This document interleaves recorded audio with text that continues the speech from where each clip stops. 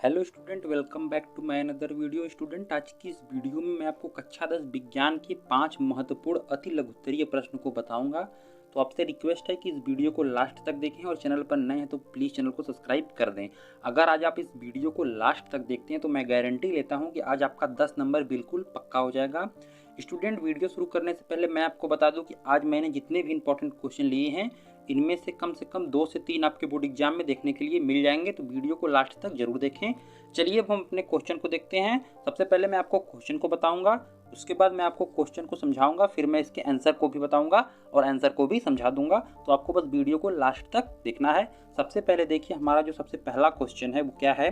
पीतल एवं तांबे के बर्तनों में दही एवं खट्टे पदार्थ क्यों नहीं रखने चाहिए। अब देखिए, मैं आपको बता दूं कि जो पीतल और तांबे के बर्तन होते हैं उनमें दही एवं खट्टे पदार्थों को क्यों नहीं रखना चाहिए, रखने से क्या होता है, यही हमसे क्वेश्चन में पूछा गया है। और आप देखिए, ये क्वेश्चन वेरी इंपॉर्टेंट क्वेश्चन है और 2023 बोर्ड परीक्षा में इस क्वेश्चन का आने का चांस बहुत ज़्यादा है। चलिए अब हम इसके आंसर को देखते हैं। सबसे पहले देखिए, हमारा आंसर क्या है। दही एवं खट्टे पदार्थों की प्रकृति अम्लीय होती है। सबसे पहले आपको देखिए, यहाँ पे एक लाइन समझना है कि जो दही और खट्टे पदार्थ होते हैं उनकी जो प्रकृति होती है, यानी जो उनका गुण होता है वो कैसा होता है, वो अम्लीय होता है। उसके बाद देखिए आगे क्या कह रहा है। यदि इन पदार्थों को पीतल एवं तांबे के बर्तन में रखते हैं। अब देखिए, जो दही और खट्टे पदार्थ हैं इनकी प्रकृति अम्लीय है। उसके बाद क्या कह रहा है कि यदि इन पदार्थों को पीतल एवं तांबे के बर्तन में रखते हैं तो ये धातु से अभिक्रिया करके धात्विक लवण बनाते हैं। यानी कि जो ये दही और खट्टे पदार्थ हैं, जब इनको तांबे और पीतल के बर्तन में रखेंगे तो ये तो धातु हैं, तांबे और पीतल के बर्तन, तो ये इससे अभिक्रिया करके क्या कर देते हैं, धात्विक लवण बना देते हैं। उसके बाद देखिए आगे क्या कह रहा है, जिसके कारण भोजन दूषित हो जाता है। यानी कि जो धात्विक लवण होता है उसी के कारण क्या होता है, जो हमारा खाद्य पदार्थ होता है यानी कि भोजन होता है वो दूषित हो जाता है।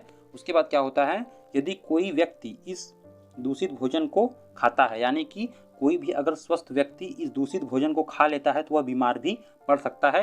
यानी कि जब दही और खट्टा पदार्थ तांबे और पीतल के बर्तन में रखा जाता है तो अभिक्रिया करके जो धात्विक लवण होता है अगर वो बना लेता है और फिर जब वो भोजन और कोई खाता है तो क्या होता है, बीमार पड़ जाता है। इसलिए आपको पीतल और तांबे के बर्तनों में दही और खट्टे पदार्थों को नहीं रखना चाहिए। आपको ये बात जानना बहुत ज़रूरी था क्योंकि हमारे दैनिक जीवन में भी इसका बहुत लाभ है। अब चलिए हम अपने दूसरे क्वेश्चन को देखते हैं। हमारा जो दूसरा क्वेश्चन है वो देखिए 2 नंबर या 1 नंबर में भी पूछा जा सकता है। तो सबसे पहले देखिए, हमारा जो दूसरा क्वेश्चन है वो क्या है, शुद्ध अशुद्ध जल का पीएच मान कितना होता है। यानी कि इस क्वेश्चन में हमसे पूछा है कि जो शुद्ध जल होता है उसका पीएच मान कितना होता है। इसका आंसर बताने से पहले मैं आपको बता दूं कि आपके बोर्ड एग्जाम में पीएच मान से रिलेटेड क्वेश्चन जरूर से जरूर पूछा जाएगा। तो इसका जो आंसर है वो है शुद्ध अशुद्ध पीएच जल का मान 7 होता है। आपको बोर्ड एग्जाम में ऑब्जेक्टिव क्वेश्चन भी पूछ सकता है कि शुद्ध अशुद्ध जल का पीएच मान कितना होता है, तो आपको आंसर लिखना है कि शुद्ध अशुद्ध जल का पीएच मान कितना होता है, 7 होता है। चलिए अब हम अपने तीसरे क्वेश्चन को देखते हैं। हमारा जो तीसरा क्वेश्चन है वो मोस्ट इंपॉर्टेंट क्वेश्चन है और सबसे पहले आप क्वेश्चन को देखिए। क्वेश्चन क्या कह रहा है, धावन सोडा का रासायनिक नाम तथा अणुसूत्र लिखिए। जो धावन सोडा होता है आपको उसका रासायनिक नाम और अणुसूत्र लिखना है। और ये क्वेश्चन देखिए 5 बार आपके बोर्ड एग्जाम में पूछा गया है। सबसे पहली बार ये क्वेश्चन 2014 में, उसके बाद 2015, 16, 20 और 22 में ये क्वेश्चन पूछा गया था। तो आप समझ सकते हैं कि ये कितना इंपॉर्टेंट क्वेश्चन है और इस क्वेश्चन का 2023 बोर्ड परीक्षा में आने का चांस बहुत ज़्यादा है। तो चलिए अब हम इसके आंसर को देखते हैं। देखिए इसका जो आंसर क्या है, धावन सोडा का रासायनिक नाम सोडियम कार्बोनेट। यानी कि सबसे पहले क्वेश्चन में आपसे देखिए पहले पूछा है रासायनिक नाम, तो धावन सोडा का जो रासायनिक नाम होता है वो क्या होता है, सोडियम कार्बोनेट धावन सोडा का रासायनिक नाम होता है। और इसका जो अणुसूत्र है, अणुसूत्र क्या है, Na2CO3 × 10H2O, ये इसका अणुसूत्र है। तो बस आप बोर्ड एग्जाम में इस प्रकार से लिखना है। ये 2 नंबर में क्वेश्चन पूछा गया है तो बस बोर्ड एग्जाम में आपको इतना ही लिख देना है कि धावन सोडा का रासायनिक नाम सोडियम कार्बोनेट व अणुसूत्र Na2CO3 × 10H2O है। चलिए अब हम अपने आगे के क्वेश्चन को देखते हैं। स्टूडेंट, जो हमारा चौथा क्वेश्चन है वो देखिए क्या है, आघातवर्धता तथा तन्यता का अर्थ बताइए। यानी कि जो आघातवर्धता तथा तन्यता होता है आपको इन दोनों का अर्थ बताना है। तो ये क्वेश्चन आपके बोर्ड एग्जाम के लिए मोस्ट इंपॉर्टेंट क्वेश्चन है। और मैं आज आपको जितना भी क्वेश्चन बता रहा हूँ ये सभी क्वेश्चन एनसीईआरटी से हैं, तो इस क्वेश्चन को आपको जरूर से जरूर पढ़ना है। अगर आप चैनल पर नए हैं तो प्लीज़ चैनल को सब्सक्राइब कर दें, और सबसे इंपॉर्टेंट काम आपको इस वीडियो को अपने सभी फ्रेंड्स के पास शेयर जरूर से जरूर करना है, ताकि सबको पता चले कि 2023 बोर्ड परीक्षा के लिए साइंस में इंपॉर्टेंट क्वेश्चन कौन कौन से हैं। तो देखिए इसका जो आंसर है मैं देखिए दो पार्ट में लिखा हूँ। पहला देखिए जो इसका पार्ट है वो है आघातवर्धता, यानी कि एक बार में हम आघातवर्धता के आंसर को देखेंगे और तन्यता के, यानी कि इन दोनों गुण क्या होते हैं, आघातवर्धता गुण क्या होता है और तन्यता गुण क्या होता है, हम बारी बारी से देखेंगे। तो चलिए अब हम देखते हैं। देखिए आघातवर्धता जो होता है वो क्या होता है, धातुओं को पीटकर पतली चादर बनाने के गुणधर्म को आघातवर्धता कहते हैं। यानी कि कोई भी धातु हो, अगर आप उसको पीट कर क्या कर रहे हैं, पतली चादर के रूप में बना दे रहे हैं, तो वो जो उसका गुण है, उस धातु का जो ये गुण है, उसी को हम आघातवर्धता कहते हैं। यानी कि जो चादर बन जा रहा है वही उसका गुण आघातवर्धता है। अब चलिए हम तन्यता को देखते हैं कि तन्यता गुणधर्म क्या होता है। यानी कि धातुओं को पतले तार के रूप में खींचने की क्षमता को तन्यता कहते हैं। यानी कि कोई भी धातु है अगर उसको हम खींच रहे हैं, अगर वो पतले तार के रूप में परिवर्तित हो जा रहा है, तो इसी गुणधर्म को हम क्या कहते हैं, इसी गुणधर्म को हम तन्यता कहते हैं।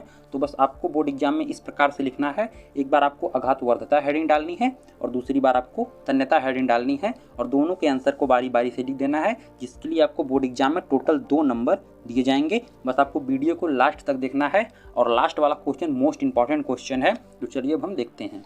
हमारा जो चौथा क्वेश्चन है ये हमारे चौथे चैप्टर से है, कार्बन एवं उसके यौगिक। तो ये क्वेश्चन देखिए बोर्ड एग्जाम में मोस्ट इंपॉर्टेंट है। तो चलिए अब हम इसके क्वेश्चन को देखते हैं और इसके आंसर को भी देखते हैं। तो देखिए जो हमारा क्वेश्चन है वो क्या है, योगात्मक अभिक्रिया को उदाहरण देकर समझाइए।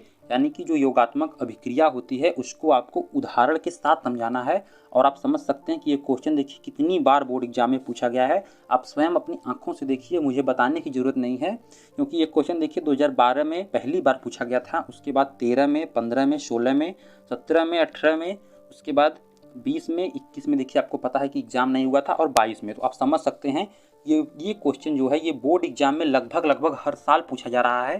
तो ये क्वेश्चन आपके बोर्ड एग्जाम के लिए कितना इंपॉर्टेंट है आप इसको समझ सकते हैं। सबसे पहले देखिए हम योगात्मक अभिक्रिया को देखते हैं कि योगात्मक अभिक्रिया आखिर में होती क्या है। तो योगात्मक अभिक्रिया जो होती है वो क्या है, योगात्मक अभिक्रिया में पदार्थ आपस में संयोग करके केवल एक पदार्थ बनाते हैं। यानी कि योगात्मक का अर्थ यहाँ पे हुआ जुड़ना, यानी कि 2 या 2 से अधिक पदार्थ जब आपस में संयोग करके केवल एक पदार्थ का निर्माण कर देंगे। उसके बाद देखिए क्या कह रहा है, तथा कोई भी अन्य पदार्थ नहीं बनता है। यानी कि जब 2 या 2 से अधिक पदार्थ मिलकर एक पदार्थ का निर्माण करें और एक भी पदार्थ बाद में न बने, ठीक है, तो इसी को हम क्या कहते हैं, इसी को हम योगात्मक अभिक्रिया कहते हैं। अब चलिए अब हम इसके एग्जाम्पल को देखते हैं कि योगात्मक अभिक्रिया का आखिर में एग्जाम्पल क्या है। तो देखिए इसका एग्जाम्पल, सबसे अच्छा एग्जाम्पल इसका क्या है, यहाँ पे देखिए CH2, उसके बाद CH2, यानी कि CH2 डबल बॉन्ड CH2, इस क्या हो गया, ये हो गया एथिलीन। क्या हो गया, एथिलीन। मैं आपको सब कुछ बता दूंगा कि कौन सा क्या है।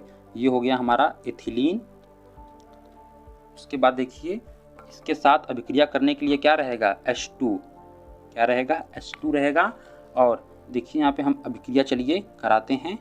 देखिए जब यहाँ पे हम अभिक्रिया प्रारंभ करेंगे तो यहाँ पे किसकी उपस्थिति चाहिए, यहाँ पे सोडियम की उपस्थिति में अभिक्रिया होगा। और देखिए इसका जो ताप होना चाहिए, ताप कितना होना चाहिए, 200 डिग्री सेल्सियस से कितना होना चाहिए, 300 डिग्री सेल्सियस के बीच में यहाँ पे ताप होना चाहिए। जब कभी भी आपको योगात्मक अभिक्रिया बोर्ड एग्जाम में लिखने के लिए दे तो आपको सबसे पहले उसके परिभाषा को और एग्जाम्पल को आपको इस प्रकार से लिखना है। सबसे पहले आपको इथिलीन लेना है। इथिलीन का रासायनिक सूत्र क्या है, CH2 डबल बॉन्ड CH2, और उसके साथ आपको क्या लेना है, H2, यानी कि हाइड्रोजन लेना है। और जब आप अभिक्रिया कराएं तो सबसे पहले आपको देखिए अन्य की उपस्थिति में ही अभिक्रिया करानी है। और जो ताप होना चाहिए, ताप कितना होना चाहिए, 200 डिग्री सेल्सियस से 300 डिग्री सेल्सियस होना चाहिए। तो जब यहाँ पे देखिए अभिक्रिया हो जाएगी तो यहाँ पे देखिए क्या निर्माण होगा, यहाँ पे निर्माण होगा CH3 सिंगल बॉन्ड CH3, यानी कि यहाँ पे एथेन का निर्माण होगा, एथेन का निर्माण होगा। तो आप यहाँ पे देखिए परिभाषा के हिसाब से आप इस उदाहरण को समझिए। यहाँ पे देखिए दो या दो से अधिक पदार्थ थे और दोनों ने आपस में अभिक्रिया किया, अभिक्रिया करके केवल एक पदार्थ एथेन का निर्माण हुआ। तो इसीलिए यहाँ पे योगात्मक अभिक्रिया है। बस आपको देखिए जिस प्रकार से मैं समझाया हूँ आपको समझ के एक कॉपी में सभी क्वेश्चन को नोट कर लेना है और इसको बोर्ड एग्जाम में जाते वक्त आपको पढ़ लेना है। आप वहाँ पे जाके छाप के चले आएंगे। तो अगर आज का वीडियो आपको पसंद आया है तो प्लीज़ इस वीडियो को लाइक कर दें और इस वीडियो को अपने सभी फ्रेंड्स के पास शेयर करें। और अगर आप भी चैनल पर हमारे पहली बार विजिट किए हैं तो प्लीज़ हमारे चैनल को सब्सक्राइब कर दें। हम मिलते हैं आपसे नेक्स्ट वीडियो में, तब तक के लिए जय हिंद जय भारत।